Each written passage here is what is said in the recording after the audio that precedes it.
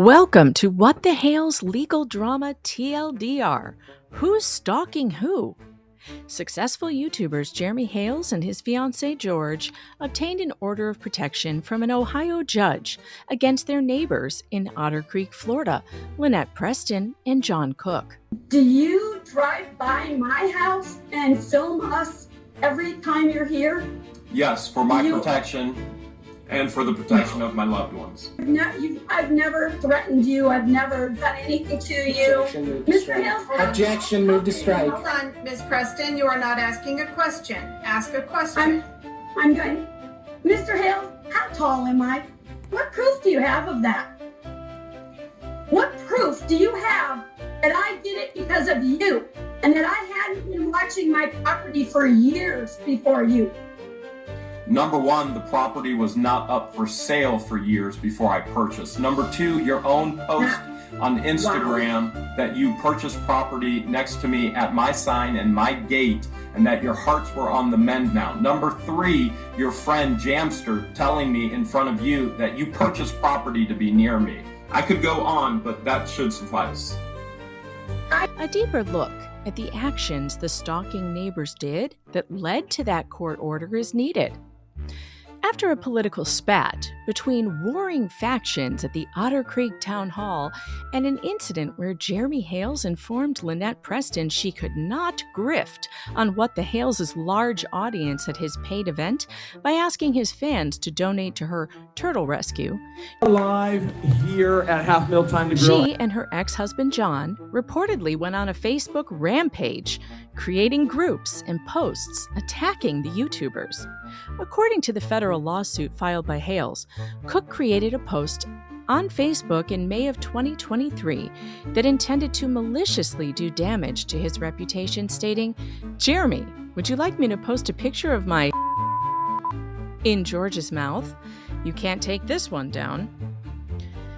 Many posts of this nature were made and recorded and can be seen in the federal filing. Then there were the multiple incidents of threats to Jeremy's life with a firearm. John Cook pulled a firearm on Jeremy while yelling and screaming at him, which was caught on video. In a separate incident, Cook followed Jeremy onto his property, and when Jeremy confronted him, Cook said he had something that would go bang. See what goes bang. Go get some tea. Go see what goes bang. Come on. Here's my toes. See what goes bang. Here's my toes. Come on. Let's go. Come on. Yeah. Cook was later arrested for pulling a gun on tourists and spent 40 days in jail before Levy County prosecutors decided not to go forward with the case, despite having a cooperating witness. Levy County law enforcement leaves much to be desired, but that's a story for another day. Mr. Cook, you're being held on a charge of aggravated assault with a deadly weapon. Do you understand your rights as I've explained them to you? Yes. Your Honor, he does have a prior failure to appear as recent as 2016. He does have prior adjudications of violence. Then there was the discovery of a message Lynette sent on Facebook that claimed Cook put a GPS on Jeremy's car to track him to Hale's headquarters, where she said John's jail friends would do some work. Unknown to Jeremy at the time, and uncovered months after the order of protection was ordered by the Ohio judge against Cook and Preston for stalking, were written threats in DMs to alleged conspirators and journalist Shara Wolf threatening to unalive Jeremy. Cook wrote, "If the child wasn't around, I'd shoot him in the face and feed him to alligators," and other threats like nail him to a cross, take him out, etc. Journalist Shara Wolf testified in her deposition in the federal case that she believed John Cook wanted to hire a hitman to take out Hales. The defamatory signs posted around town accusing Jeremy of heinous criminal acts were also a big factor in the Ohio case against the stalking neighbors. 3 residents of Otter Creek found defamatory signs posted on a highway referring to Jeremy Hales as an Ohio arpist and a child predator. It is Hales' theory that Preston and Cook created the signs and posted them.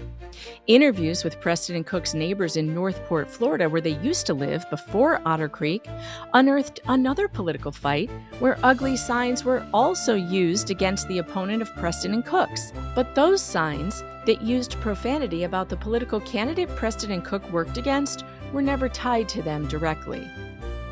Another factor in the order of protection was a letter sent by Lynette to the mayor of the town in Ohio where Jeremy lives. The strange letter demanded that the mayor run Jeremy out of his own hometown.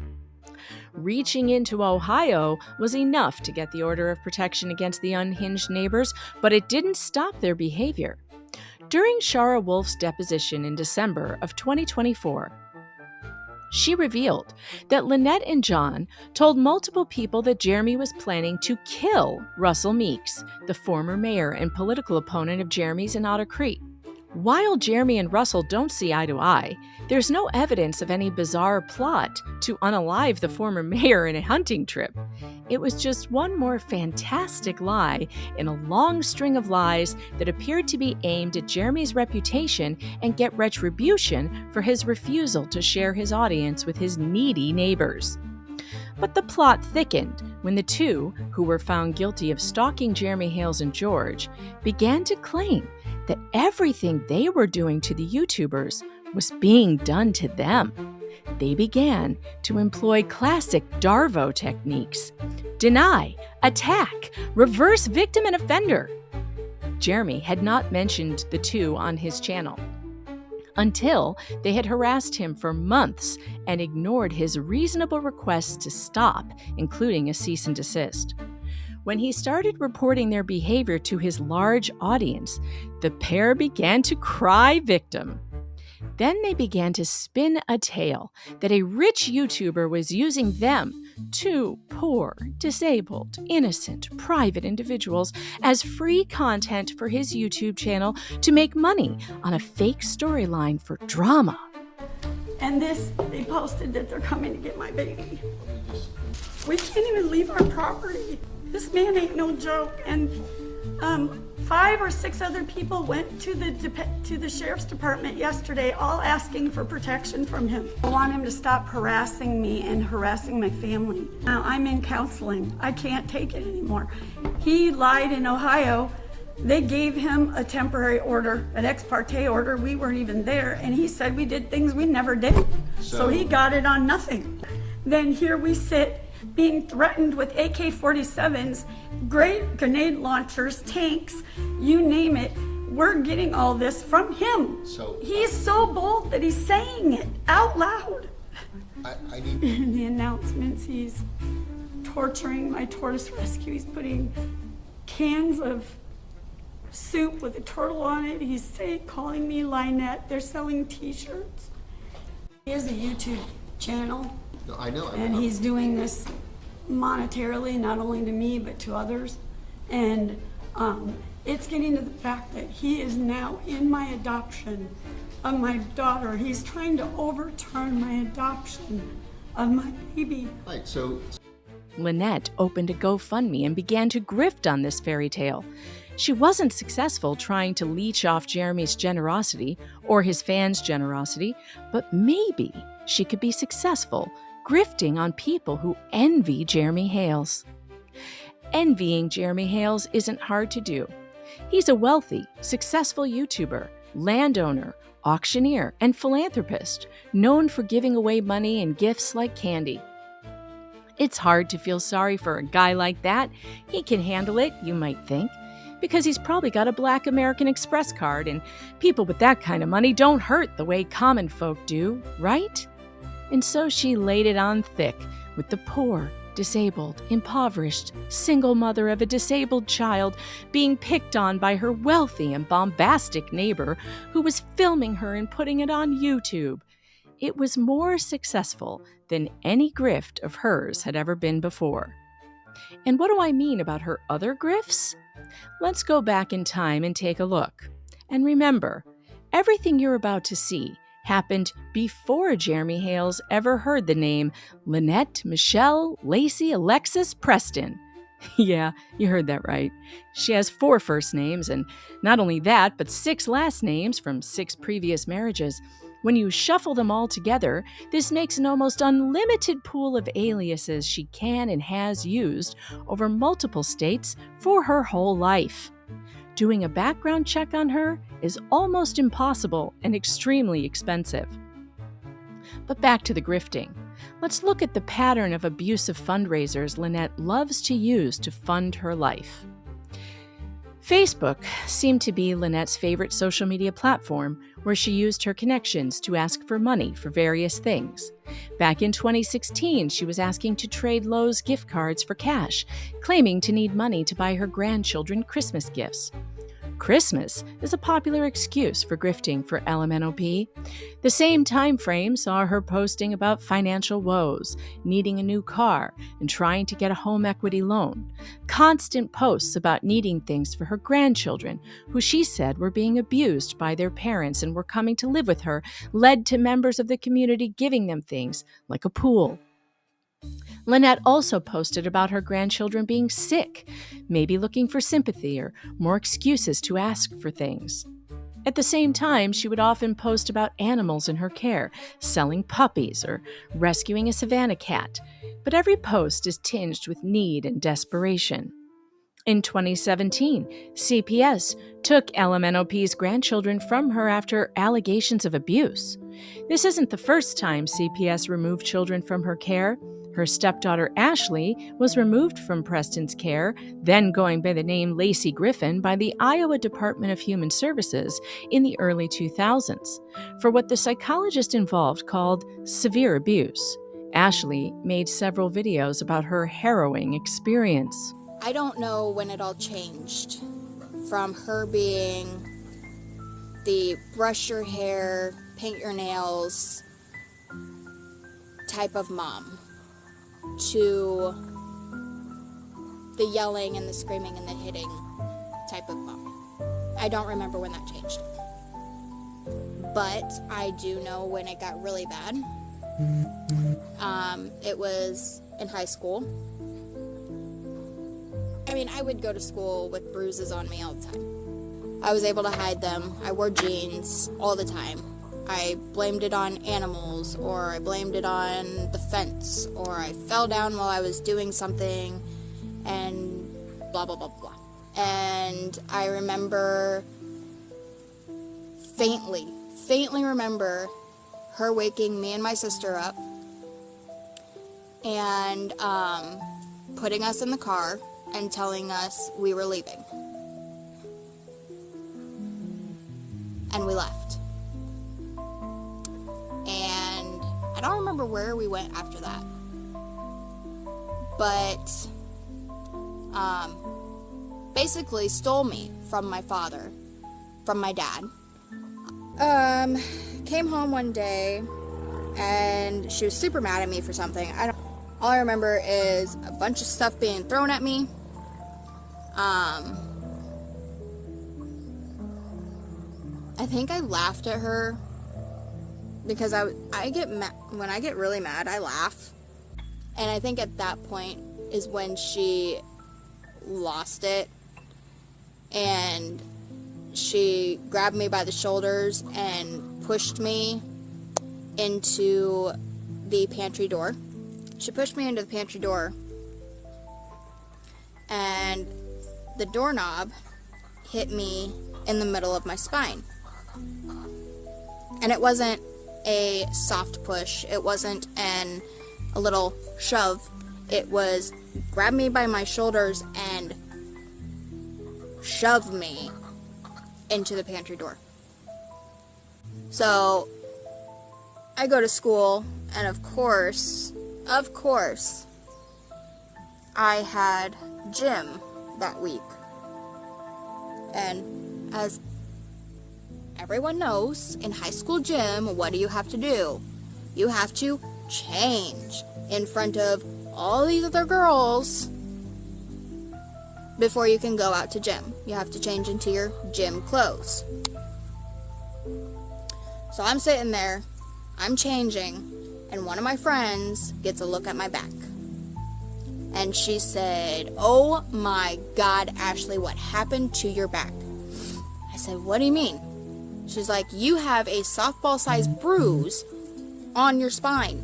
So I finally broke, and I told my friend what was going on, what happened, told her not to say anything, that it would only make it worse.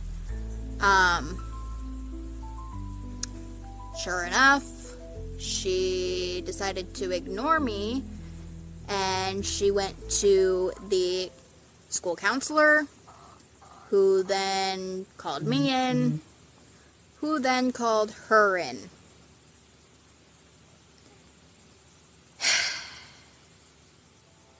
And that made it so much worse.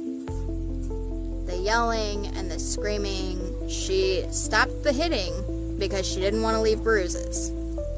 But the yelling and the screaming, she took away all of my stuff. I legit had a bed, mattress on the floor, with a blanket, and my clothes. That was it. It was around Halloween time. I get off the bus, and my bus driver gave us some candy. It's something bus drivers do every now and again. They give you freaking candy. So I come in with some candy, not even thinking, and immediately I get jumped. "Where did you steal that from? You can't have that. I can't believe you would steal candy from someone. Where did you get that?" Da, da, da, da, da. Losing her mind over one piece of candy. She is full-fledged screaming at me about a piece of candy. What she doesn't know is our in-home worker was standing right outside the door. Right outside the front door, listening to every single word that she was saying.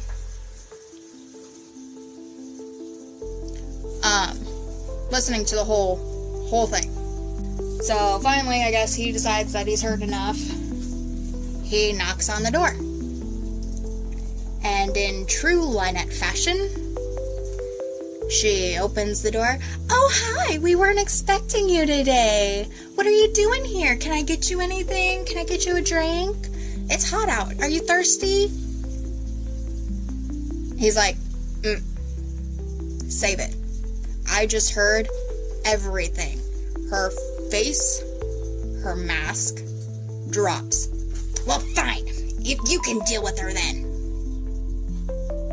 He's like, "Okay." He looks around her at me. He says, "Get your stuff. We're leaving." So I'm like, okay. I went and I grabbed a bag full of clothes. I just started throwing shit in a trash bag. I didn't even care what it was. I just threw it all in a trash bag.